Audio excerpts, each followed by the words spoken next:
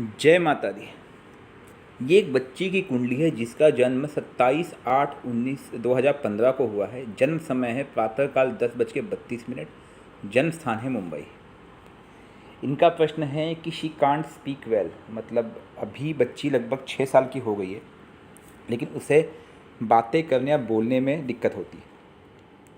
प्रथम तृतीया जब मैंने कुंडली देखी थी तब मैं थोड़ा कन्फ्यूज़ हुआ। मैं बोला ये होना ही नहीं चाहिए, लेकिन जब कुंडली को बड़े विस्तार से देखा तब समझ में आया राज की इस बच्ची को दिक्कत कैसे बनी है। आइए इस कुंडली को विस्तार से देखते और समझते हैं कि इस बच्ची के जीवन में ये समस्या क्यों आई है। Why can't she speak well. ठीक है, स्टेप बाय स्टेप देखते हैं। अगर आपको कुंडली देखना नहीं आता है तो आप हमारे चैनल के प्लेलिस्ट में जाइए, कुंडली देखना सीखें। इसमें कुछ वीडियोस हमने डाली हुई है, आप इन्हें देखिए, आप कुंडली देखना सीख जाएंगे। अब ये कुंडली है तुला लग्न की। तुला लग्न इसलिए क्योंकि लग्न स्थान में 7 नंबर लिखा हुआ है। नीचे टेबल देखिए, हमने जो टेबल बनाया हुआ है 7 नंबर के नीचे तुला राशि जिसके स्वामी शुक्रदेव है, अर्थात इनके लग्नेश कौन हुए? शुक्रदेव। ठीक है, अब लग्नेश कहाँ बैठे हैं? लग्नेश बैठे कर्म भाव में, जो ये दिखाता है कि यह बच्ची बड़ी मेहनती होगी और कर्म के प्रति बड़ी वफादार होगी और आगे 100% पॉजिटिव रिजल्ट दिखता है कर्म से रिलेटेड। लग्नेश वहाँ बैठना इस कारण से।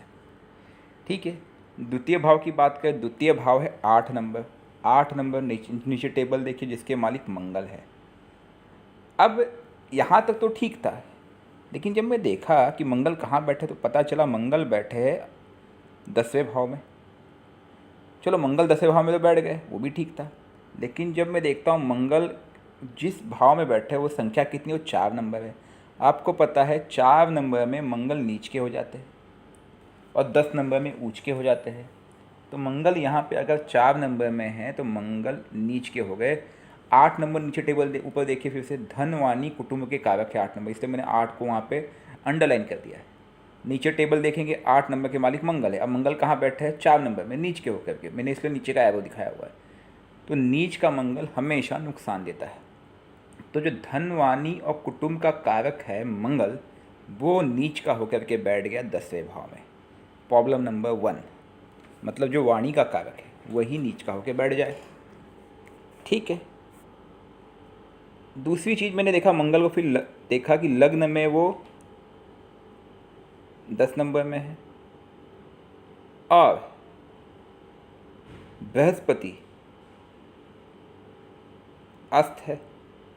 बृहस्पति इस कुंडली में जो तृतीय भाव का कारक है, पराक्रम भाई बहन और शत्रु रोग ऋण। ठीक है, बृहस्पति अस्त होकर के भाग लाभ भाव में बैठा है। बृहस्पति बैठा तो सही है लेकिन वो हो गया अस्त, वो भी पूरी तरह से अस्त है। सूर्य 9 डिग्री और बृहस्पति 9 डिग्री।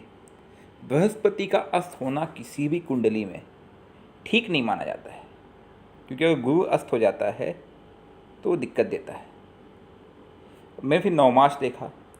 नवमास में मंगल जो है लग्न में है, वो भी बृहस्पति के घर में। देखिए, समझने की कोशिश कीजिए, मैं सिर्फ मंगल की बात कर रहा हूँ क्योंकि वाणी का कारक मंगल है। मंगल लग्न में नीच का होकर बैठा है, लेकिन मैं बोला क्या मंगल नीच के होने से भी बच्ची बोल ना सके, ये संभावना क्यों बन रही है? फिर जब नवमास देखा तो मैंने देखा नवमास में मंगल लग्न में है, लेकिन वो भाव कौन सा? 9 नंबर। 9 नंबर नीचे देखिए धनु राशि गुरु, और गुरु यहाँ पे अस्त है।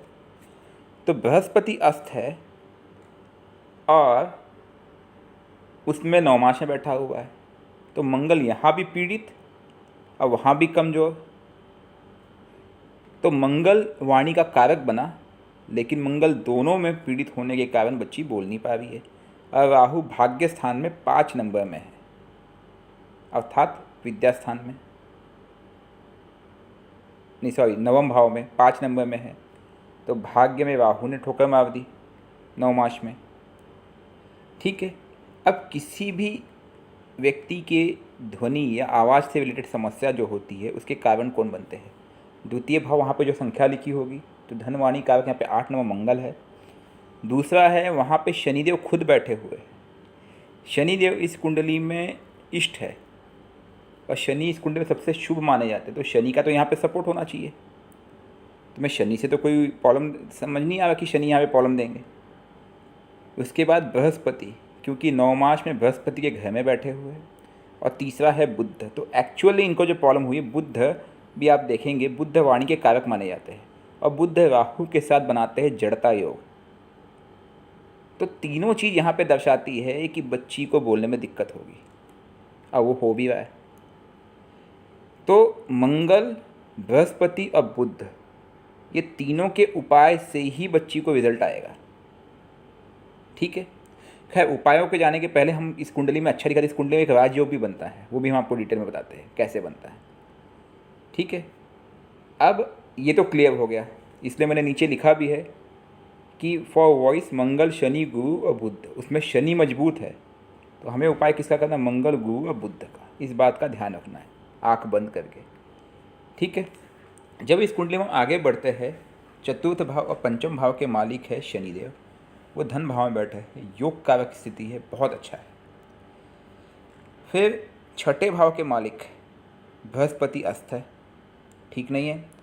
सप्तमेश मंगल नीच के होके बैठे हैं, जो कहीं ना कहीं दर्शाता है कि विवाह से रिलेटेड कुछ समस्या या फ्यूचर में कुछ समस्याएं बन सकती है अगर मंगल का उपाय नहीं किया गया तो। अष्टमेश शुक्र, वो बैठे हैं 10वें भाव में, योग कारक। फिर नवमेश बुध और द्वादश बुध उच्च के होकर के द्वादश भाव में बैठे हुए, लेकिन राहु के साथ जड़ता योग बना है। राहु की 8 डिग्री है, बुध की 5 डिग्री है, दोनों में मात्र 3 डिग्री का अंतर है। राहु इनके करीब आ रहे हैं, ये भी एक कारण बनता है कि वाणी इनकी दिक्कत दे रही है। ठीक है, मैंने पहले ही बता दिया।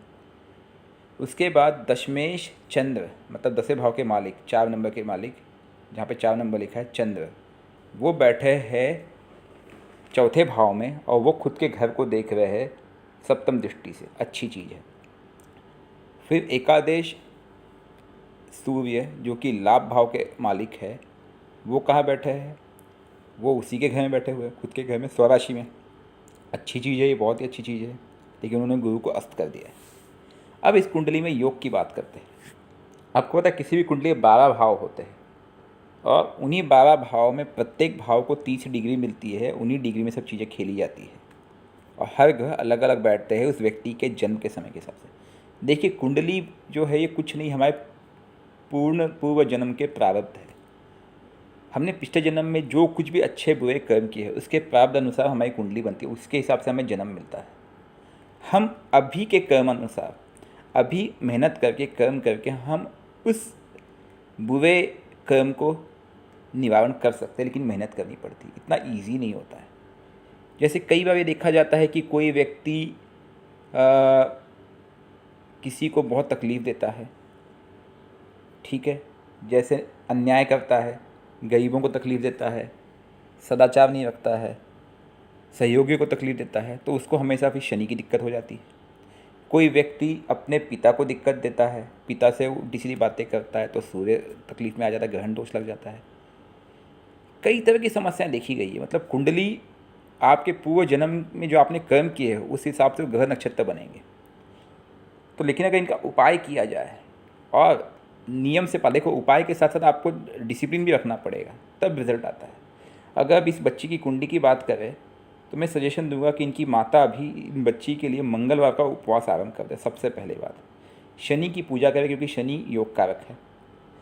दूसरी चीज़, गणेश शतनाम या गणेश सहस्त्र नाम ये बच्ची को सुनाए रोज एक बार, आधे घंटे का काम है, सुबह शाम भी सुनाए तो अच्छा रहेगा।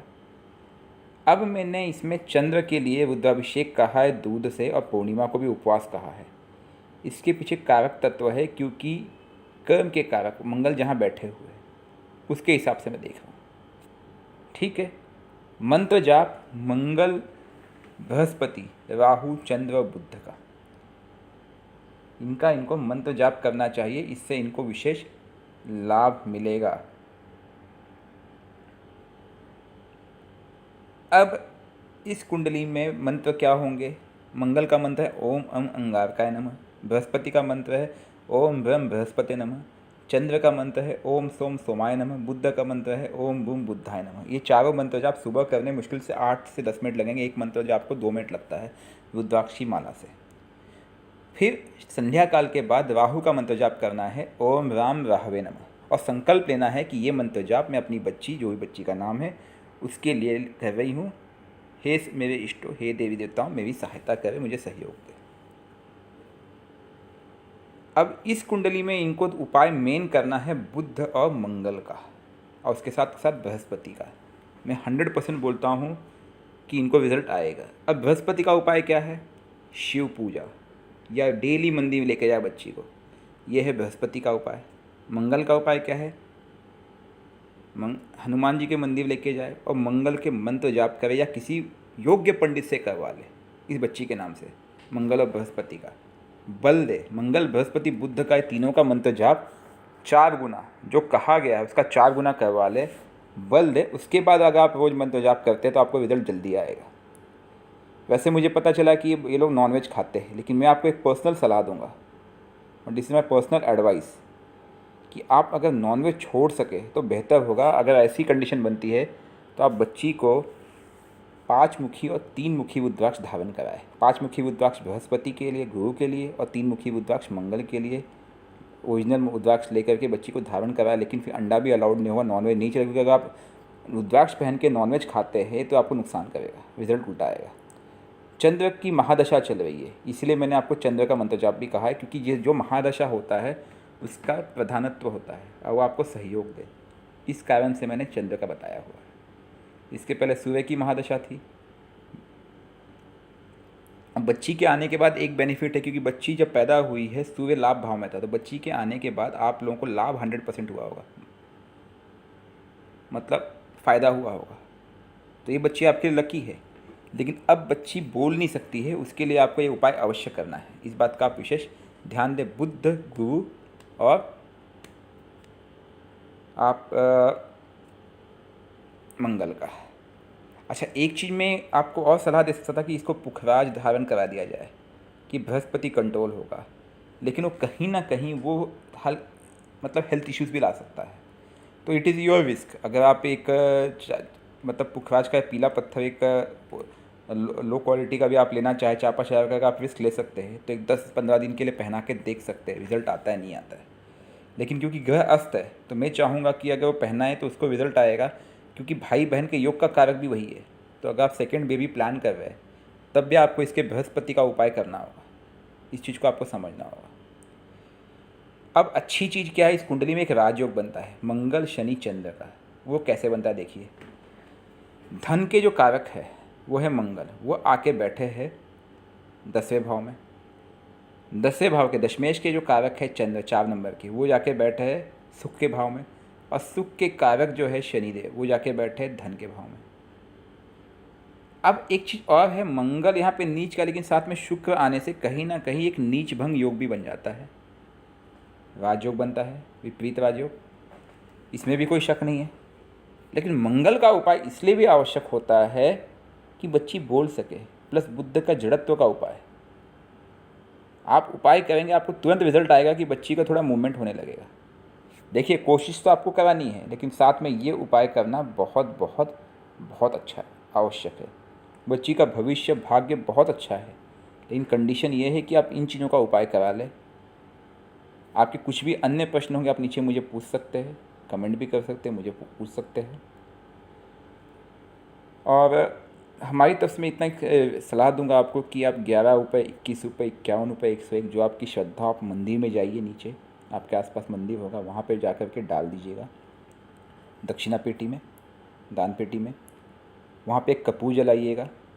इस बच्ची के ऊपर से आप 7 बार उतारा करके गणेश मंदिर में खास करके जा करके कपूर जलाइएगा और गणेश जी से प्रार्थना कीजिएगा, हे गणेश जी महाराज, इस बच्ची की सहायता करें और इसकी वाणी इसे वापस लौटा दे। जो भी पूर्व जन्म के प्रारब्ध अनुसार जो भी गलती हुई होगी उसे क्षमा करें और अपने शरण में लें, और फिर उस कपूर को गणेश जी को जला दीजिएगा। इसके साथ साथ आपको करना क्या है कि